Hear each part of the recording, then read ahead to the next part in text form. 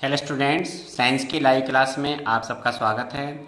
और टेंथ की साइंस में हम फिजिक्स पढ़ रहे हैं और हमारा पार्ट 4 चल रहा है विद्युत धारा के चुंबकीय प्रभाव। और कल तक हमने इसमें पढ़ लिया था दिष्ट धारा जनित्र का सिद्धांत, डीसी जनरेटर, उसका हमें सिद्धांत का लिखा गया था। तो कल इसके बारे में मैंने बताया था कि जो जनरेटर का सिद्धांत है, चाहे वो आपका एसी जनरेटर हो या डीसी जनरेटर हो, दोनों का सिद्धांत बिल्कुल सेम है, क्योंकि दोनों का ही सिद्धांत जो है वो फैराडे के विद्युत चुंबकीय प्रेरण के सिद्धांत पर कार्य करता है। तो ये बिल्कुल अपने आप में निश्चित है कि आप इसको ढंग से याद करेंगे तो आप इसे लिख पाएंगे। आपको बहुत प्रयास करना पड़ेगा, कई बार इसको लिखना पड़ेगा। तो सबसे पहले आपको वही चीज़ें पुरानी सीखनी है। पहले जो आप सबसे पहले चुंबकीय फ्लक्स, फिर चुंबकीय फ्लक्स में परिवर्तन, फिर फैराडे के विद्युत चुंबकीय प्रेरण के प्रायोगिक प्रदर्शन, और इसके बाद आपका लेंज का नियम, और फिर आपका आता है फैराडे के विद्युत चुंबकीय प्रेरण का सिद्धांत, और फिर आपका बनता है डीसी जनरेटर या एसी जनरेटर का सिद्धांत। ये सब एक दूसरे से संबंधित आपके जितने भी ये टॉपिक हैं एक दूसरे से रिलेटेड हैं, तो इनको आप ढंग से याद करना। तो कल तक मैंने आपको पढ़ा दिया था इसमें, ये आपका था कल, ये विद्युत जनरेटर है आपका, मोटर तो खैर भी बाद में आएगा।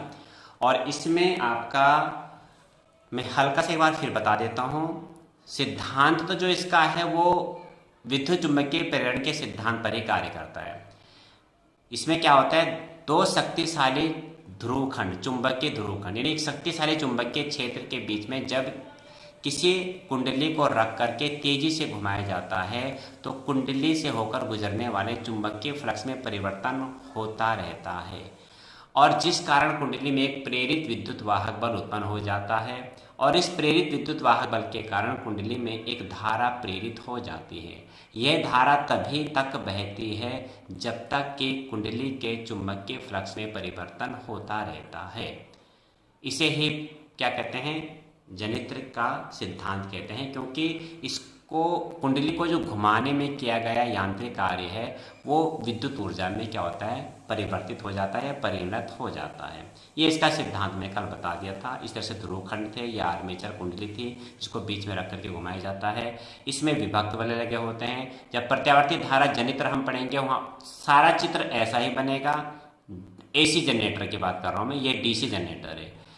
फर्क कितना है, यहाँ पे विभक्त वाले थे कल और ये विभक्त वाले बताए थे, और उसमें आपके एसी जनरेटर में सर्पी वाले आ जाएंगे, बाकी सारा चित्र सेम बनेगा। तो आप एक बार इस चित्र की आप तैयारी ढंग से कर लेना पूरे की। तो मोटर में भी और एसी जनरेटर में भी और डीसी जनरेटर में, तीनों जनरेटर में, यानी तीनों जो आपके ये टॉपिक हैं इसमें आपको लगभग सेम यही चित्र बनाना होगा। थोड़ा सा डिफरेंस आपको नीचे यहाँ पे लगेगा। मोटर में तो आप बिल्कुल पूरा यही चित्र बनाएंगे, यहाँ पे बस बल्ब की जगह बन जाएगी बैटरी। ये विद्युत मोटर की बात में कर रहा हूँ। और एसी जनरेटर में सारा सेम बनेगा, बस यहाँ पे जो विभक्त वाले लगे हैं वहाँ पे सर्पी वाले लग जाएंगे, इतना अंतर है। एसी जनरेटर में सर्पी वाले होते हैं और डीसी जनरेटर में विभक्त वाले होते हैं। तो कल इसका सिद्धांत मैंने लिखा दिया था, आपने इसको याद किया होगा, कई बार लिखा होगा तो आपको याद हो गया होगा। नहीं याद किया तो आज जरूर याद कर लेना इसको, क्योंकि ये एग्जाम में बहुत आता है यूके बोर्ड में, तो इसको आप बिल्कुल अच्छी तरह से तैयार कर लेना। अब इसके पूरा जो टॉपिक है, अब इसका सिद्धांत हो गया, अब इसकी संरचना आएगी। तो संरचना में आपके देखो 3-4 पार्ट हैं, मैं आपको पहले चित्र में ही समझा देता हूँ।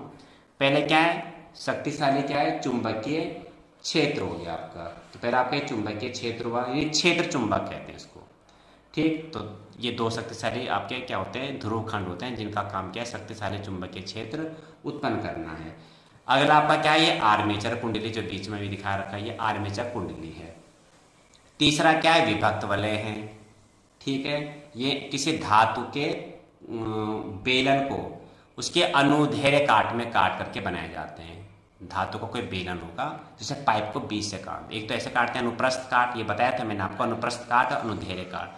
अनुदैर्ध्य काट में जैसे ये पाइप है इसको यहाँ से काटो, ऐसे करके यहाँ से ऐसे बीच में से काटो, ये अनुदैर्ध्य काट है, ऐसे काटो, माने इसे पाइप समझो, इसे ऐसे काटो। तो काफ़ी छोटा पाइप लेना, ज़्यादा बड़ा नहीं लेना, इसको ऐसे काटते हैं, ये अनुदैर्ध्य काट है। और अगर हम इसको ऐसे ऐसे ऐसे काटते हैं, जैसे आप सलाद काटते हैं, सलाद के लिए मूली या खीरा काटते हैं, वो अनुप्रस्थ काट है, ये अनुप्रस्थ काट है। इस तरह से काटेंगे, समझ लोगे मेरी बात को। और अगर आप इस तरीके से काटते हैं, ये अनुधैर्य काट है, इसके फिर दो पीस हो जाएंगे, एक इधर एक इधर। अनुप्रस्थ अनुधैर्य दो काट आप अच्छी तरह से समझ चुके होंगे, नहीं तभी मैंने बता दिया, इतनी सी बात आपको समझ में आ जानी चाहिए। तो किसी भी बेलन को अनुधैर्य काट में काट करके तो हम धातु के, पीतल के हो सकते हैं या वो आपके कॉपर के हो सकते हैं, इस तरह से बनाए जाते हैं विभक्त वाले। इनके साथ ये ब्रुश लगे होते हैं, ये ग्रेफाइट के होते हैं ब्रुश दो लगे हुए, और ये बाहर से परिपथ हमने तैयार कर लिया। ठीक, अब इसी के बारे में लिखेंगे, क्षेत्र चुंबक, आर्मेचर कुंडली, विभक्त वलय, ब्रुश, ये चार इसके पार्ट हो गए। ठीक, यही लिखना है हमने, ज़्यादा कुछ ऐसा नहीं है, लिखने में तो थोड़ा समय लगता है, लेकिन आप ऐसे ही याद करें जैसे मैं आपको बता रहा हूँ। और बहुत इंपॉर्टेंट है ये टॉपिक, बहुत आता है एग्जाम में। आप पिछले साल के पेपर उठा के देखिए, आपको हर एक साल में 2 साल में जरूर मिलेगा। विद्युत मोटर या जनरेटर, जनरेटर में कोई सा भी ले लो, AC जनरेटर या DC जनरेटर। देखिए अब इसका अगला टॉपिक, इसी के आगे ये संरचना। तो संरचना में सबसे पहला आपका आता है क्षेत्र चुंबक। क्षेत्र चुंबक आएगा आपका। इसमें क्या है, यह एक शक्तिशाली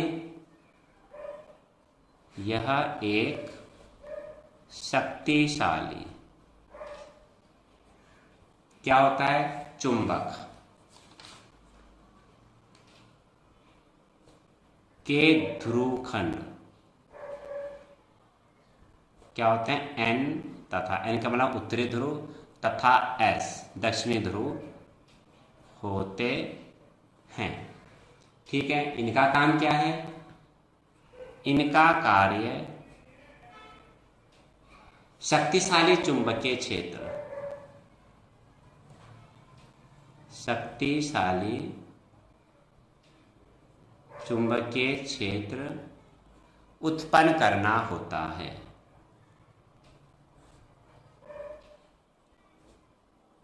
उत्पन्न करना होता है।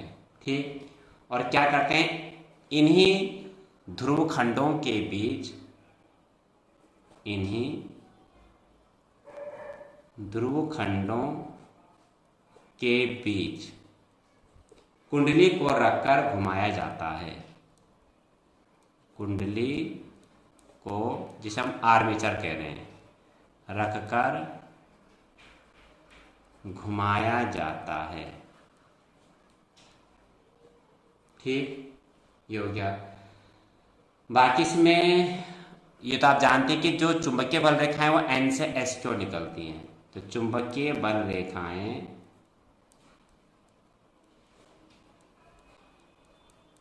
उत्तरी ध्रुव से दक्षिणी ध्रुव की ओर, उत्तरी ध्रुव यानी N से दक्षिणी ध्रुव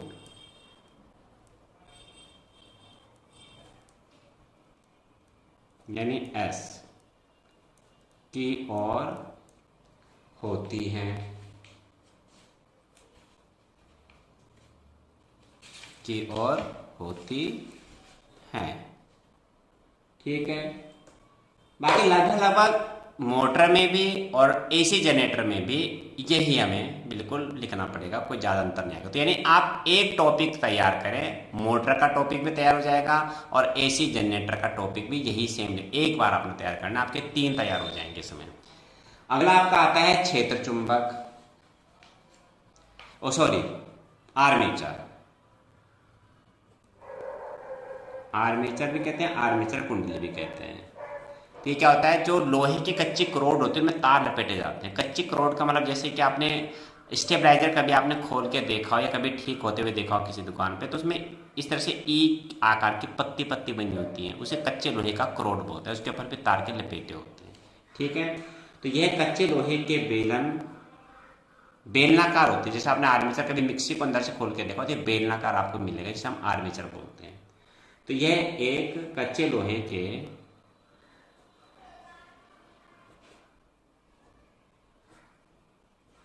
बेलन पर अलग अलग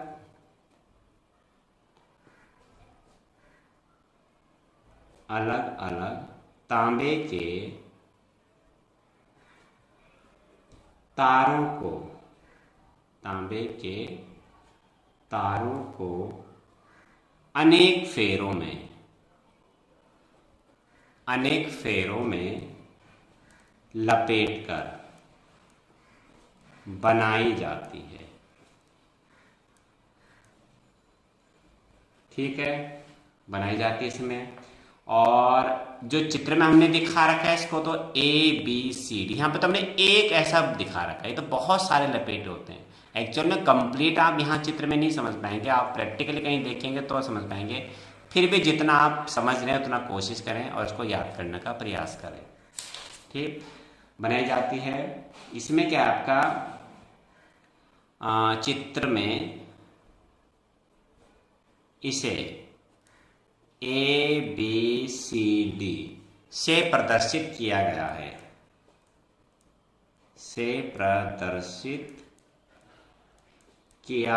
है, ठीक है।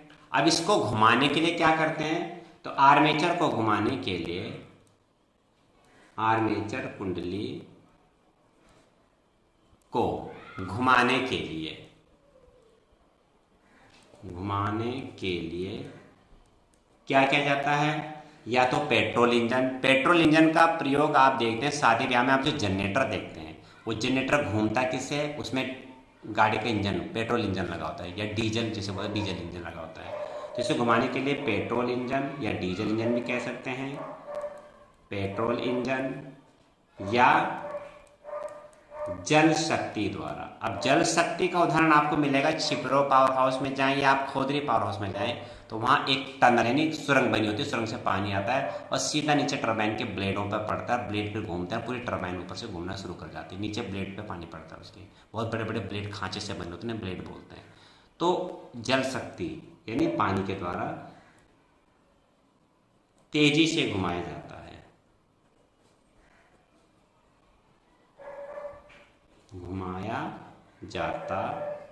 है, ये क्या है इसका आर्मेचर कुंडली। फिर अगला आपका क्या आया, विभक्त वलय आया ये। ठीक, तो विभक्त वलय और AC जनरेटर आ जाएगा तो सारा सेम रहेगा, यहाँ पे विभक्त वलय की जगह हो जाएगा सर्पी वलय। तो विभक्त वलय ये क्या होते हैं, किसी धातु के, ठीक, जैसे पीतल या तांबा, पीतल तो खैर आपके मिश्र धातु हो गए, मैं फिर भी यहाँ पे धातु कह सकते हैं, पीतल या तांबा के खोखले बेलन को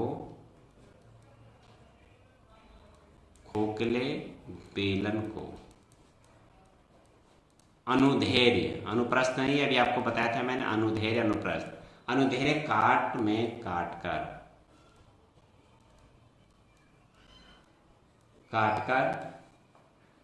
बनाए जाते हैं। मैं फिर बता दूं, अनुदैर्ध्य काट, जैसे ये आपका है, इसको ऐसे काट दो, यहाँ से बीच से, यहाँ से चाकू और बीच में से काट दो, ये अनुदैर्ध्य काट। और अगर आप ऐसे ऐसे काटेंगे जैसे सलाद काटते हैं, ये अनुप्रस्थ काट है। समझ गए होंगे इस बात को आप, ठीक है, ऐसे बनाए जाते हैं ये, ठीक है। अब कुंडली का एक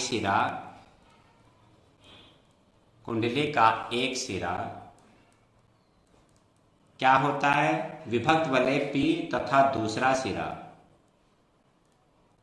विभक्त वलय P तथा दूसरा सिरा विभक्त वलय Q से जुड़ा होता है। ये आप देख सकते हैं, कुंडली का एक सिरा P से जुड़ा हुआ है और एक सिरा एक Q से जुड़ा हुआ है, चित्र में आप समझ आएंगे। और ये विभक्त वलय के साथ जुड़े हुए हमारे ब्रूस ग्रेफाइट के, ठीक है। अगला आपका टॉपिक आ गया फिर ब्रूस। आप चित्र के हिसाब से लिखते जाइए, कोई ज़्यादा मुश्किल नहीं है, ठीक। तो कैसे होते हैं, विभक्त वलय के साथ दो ग्रेफाइट कार्बन का ही अपरूप होता है, आप कार्बन लिख सकते हैं ब्रैकेट में, दो ग्रेफाइट के ब्रूस, और हमने क्या नाम दिया इसे, M तथा M ने दे रखा है, से हाँ ये MN नाम दिया ब्रूस को, M तथा N जुड़े होते हैं, ठीक, ये होते हैं दोनों ब्रुश क्या होते हैं। अब ये ब्रुश का संबंध जो होता है ये बाह्य परिपथ से है। ठीक, तो ब्रुशों का काम क्या है, बाह्य परिपथ में धारा प्रवाहित करना। ठीक, और यह ब्रुश बाह्य परिपथ में धारा प्रवाहित करते हैं।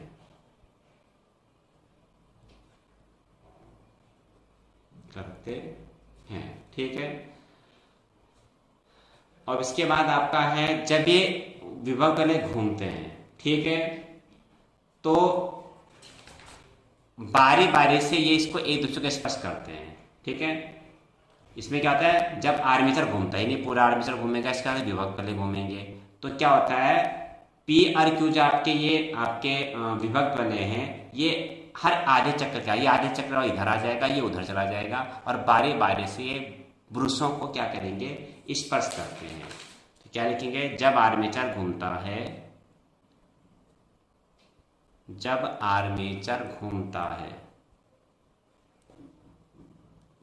तो क्या होता है, तो प्रत्येक आधे चक्कर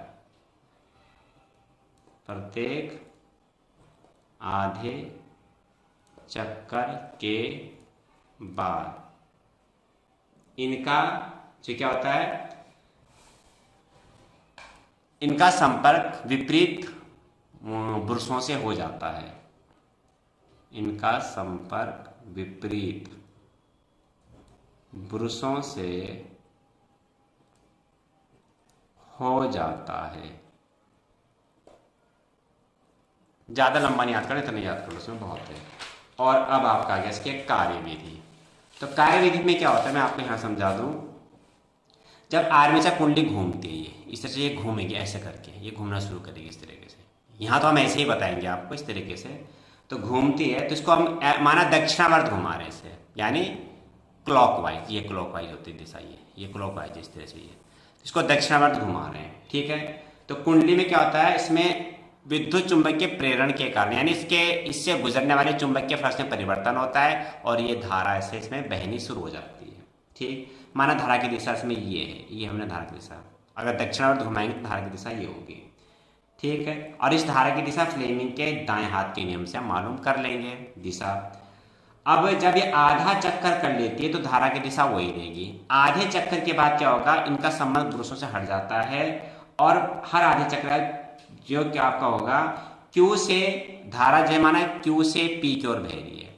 ठीक है, अगले आधे चक्कर में क्या होता है, कुंडली में धारा की दिशा बदल जाती है। कुंडली में धारा की दिशा क्या होगी, बदल जाएगी, परंतु पहले ब्रुशों को क्या होता है, इस प्रकार से ये ब्रुश एक दूसरे से जुड़ जाते हैं, यानी आधे चक्र के बाद ये इधर आ जाएगा। तो बाह्य परिपथ में क्या होगा, धारा की दिशा में एक समान मिलेगी। ठीक है ना, ये ब्रुशों को इस प्रकार समायोजित करते हैं हम लोग कि हर जो आप जिस क्षण में कुंडली में धारा की दिशा, इसमें जब धारा की दिशा बदलेगी तब उसी क्षण क्या होगा, ब्रुशों का संबंध एक भाग से कट करके दूसरे भाग में आ जाएगा, ब्रुश इधर से इधर आ जाएंगे। ठीक है, और क्या होगा, बाह्य परिपथ में इससे क्या होगा, धारा की दिशा एक समान बनी रहेगी। भाई यही लिखना है, कुछ ज्यादा बड़ा नहीं है। ठीक, अब इसे देखिए, इसका क्या हो गया, कार्यविधि। कार्यविधि से कम आता है, आपका सिद्धांत, चित्र और संरचना आ जाता है। फिर भी थोड़ा बहुत याद कर लेना आप इसमें। तो क्या लिखेंगे, जब कुंडली ABCD को दक्षिणावर्त दिशा में घुमाया जाता है,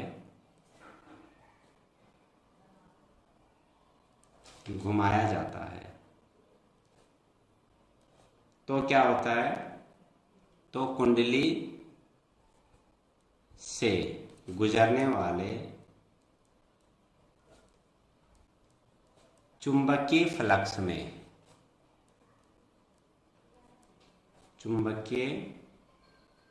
फ्लक्स में परिवर्तन होने के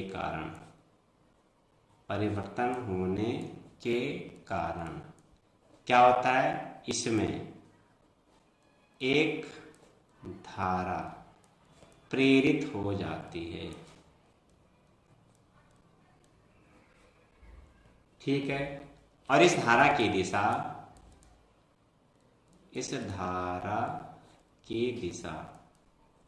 क्या होती है? हम फ्लेमिंग के दाएं हाथ के नियम से, फ्लेमिंग के दाएं हाथ के नियम से ज्ञात कर ली जाती है।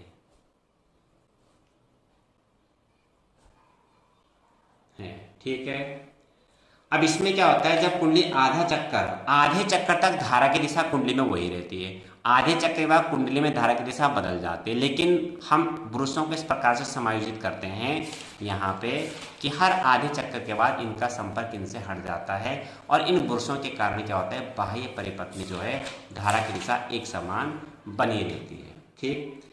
तो जब कुंडली आधा चक्कर पूरा करती है, जब कुंडली आधा चक्कर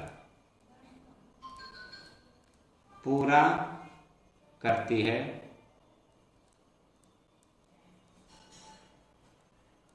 तो धारा की दिशा वही रहती है। ठीक है ना। और आधे चक्कर में अगला आधा चक्कर हो गया ये, यानी 0 से 90 में। अब ये उल्टा, यानी 90 से 180 में आ रही है कुंडली। अब आधे चक्कर पूर्ण होने के बाद, यानी अगले आधे चक्कर में कुंडली में धारा की दिशा, कुंडली में धारा की दिशा क्या होती है, बदल जाती है। ठीक है। परंतु पुरुषों को इस प्रकार समायोजित करते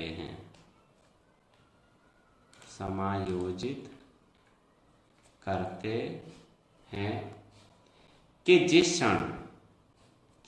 क्षण कुंडली में धारा की दिशा बदलती है, ठीक, उसी क्षण पुरुषों का संबंध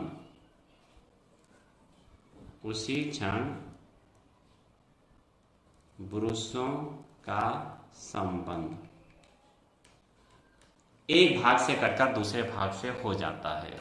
यानी यहां से कट के इधर आ जाएगा, इसका पुरुष इधर चला जाएगा। ठीक। पुरुषों का संबंध एक भाग से कटकर दूसरे भाग से हो जाता है। ठीक। और इससे क्या होता है, इस प्रकार जो बाह्य परिपथ में धारा की दिशा एक समान बनी रहती है। ठीक है। इस प्रकार बाह्य परिपथ में धारा की दिशा एक समान, यानी एक ही दिशा में, यानी Q से P की ओर, Q से P की ओर बनी रहती है।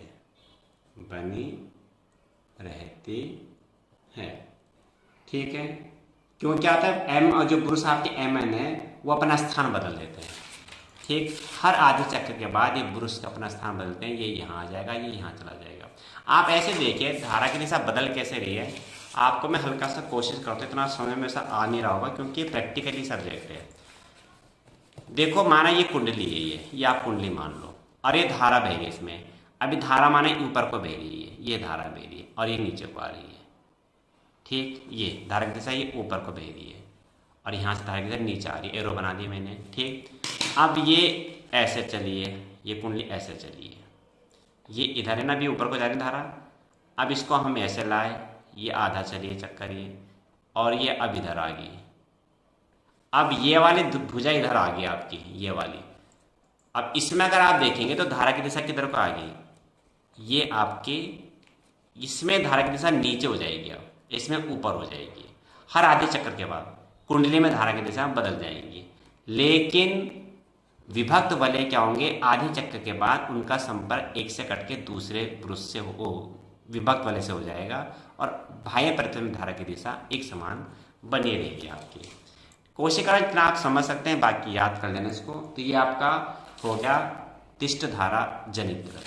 अब आपका प्रत्यावर्ती धारा जनित्र है। प्रत्यावर्ती धारा जनित्र में सेम यही बनेगा, बस यहाँ पे क्या होगा, ये विभक्त वाले की जगह हमारा आ जाएंगे सर्पी वाले। तो मैं इसका चित्र बना देता हूँ, आप अच्छा सा बनाना, बढ़िया सा। मैं तो खैर पेन से बना रहा हूँ, तो जैसा भी बन रहा है मैं कोशिश करता हूँ कि बन जाए ठीक। तो ठीक है, ये देखिए इस तरह से हम क्या बनाएंगे, ध्रुव खंड, दो चुंबक के ध्रुव खंड, ये बनाया।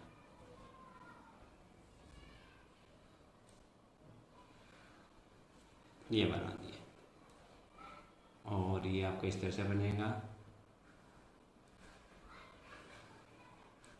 और इनके बीच में ना कुंडली रखनी है। ये इसके अंदर ऐसे दिखा सकते हैं डेटेस में।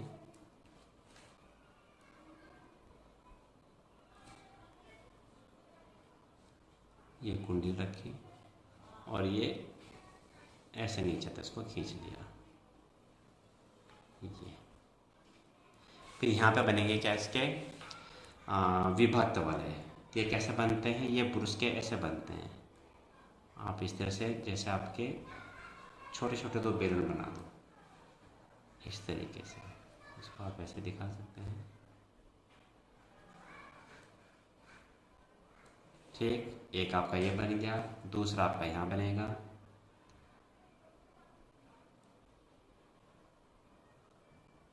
चित्र अच्छा बने तो थोड़ा ज़रा देखने में भी ठीक लगता है, चेक करने वाले को थोड़ा आपका काम अच्छा लगेगा। तो कोशिश करना कि चित्र आपका थोड़ा ठीक बने। पेंसिल से बनाएंगे तो कुछ गलती हो जाएगी तो आप मिटा सकते हैं उसे, अन्यथा पेन से तो एक बार जो बन गया तो बन गया। इसमें लगे होते हैं बुरुश इस तरीके से, ये